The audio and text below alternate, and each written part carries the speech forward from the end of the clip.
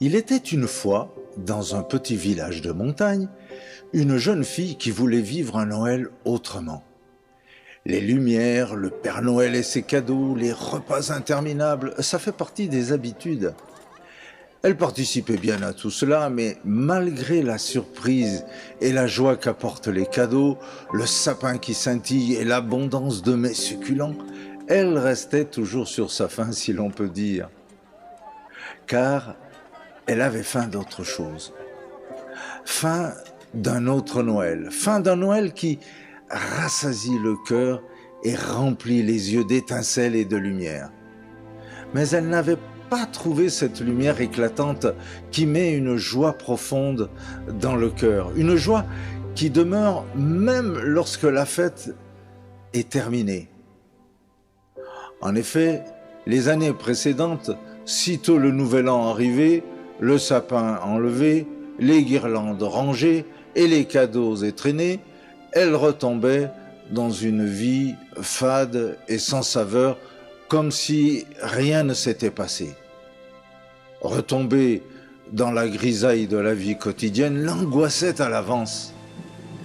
Cette année, elle s'était juré que ça ne se passerait plus ainsi.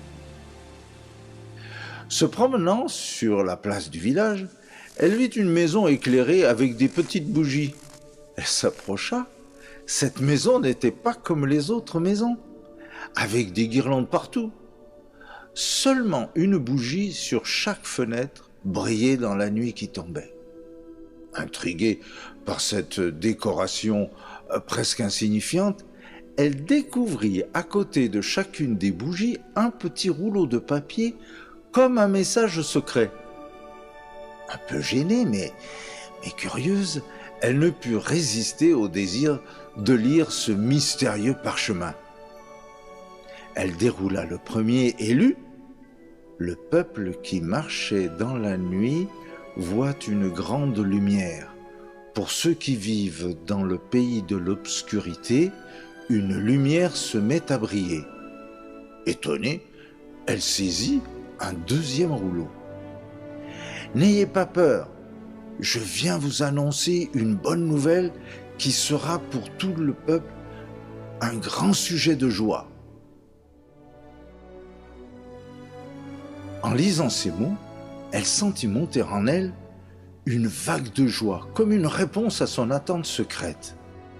Elle s'avança vers la troisième bougie et lut le troisième message déposé sur la fenêtre. « Car un enfant nous est né, un fils nous est donné, il a reçu l'autorité d'un roi pour arracher le peuple au pouvoir qui pèse sur lui. C'est le libérateur. » À la fois troublée et bouleversée, elle se dirigea d'un pas décidé vers la porte de cette maison. Ces paroles avaient éveillé en elle une soif de comprendre le sens profond de ce message. Elle sentait dans son cœur qu'elle vivait un moment important, comme si un mystère allait lui être révélé. Le cœur battant, elle frappa 3 petits coups. Une dame souriante vint lui ouvrir. « Bonjour, soyez la bienvenue, nous vous attendions. »« Vous m'attendiez ?» dit-elle toute surprise. « Oui, pour nous, Noël, c'est la venue d'un sauveur. C'est la vie de Dieu qui vient dans la vie des hommes. Le Seigneur nous a demandé de le reconnaître dans celui qui vient frapper à notre porte. Installez-vous. Vous voyez, nous avions prévu un invité de plus. » Toute surprise et émue, la jeune fille entra dans la salle à manger. La famille était réunie et une place vide avait été effectivement réservée. Ce soir-là, cette jeune fille partagea un bon repas dans une ambiance familiale paisible et joyeuse. Mais plus encore, elle découvrit que la vraie nourriture n'était pas dans les assiettes, mais dans le cœur de ceux qui l'avaient accueillie au nom d'un sauveur dont elle ne connaissait même pas le nom. Mais qui était-il pour apporter tant de joie dans cette famille et pour donner à ces personnes des cœurs si ouverts?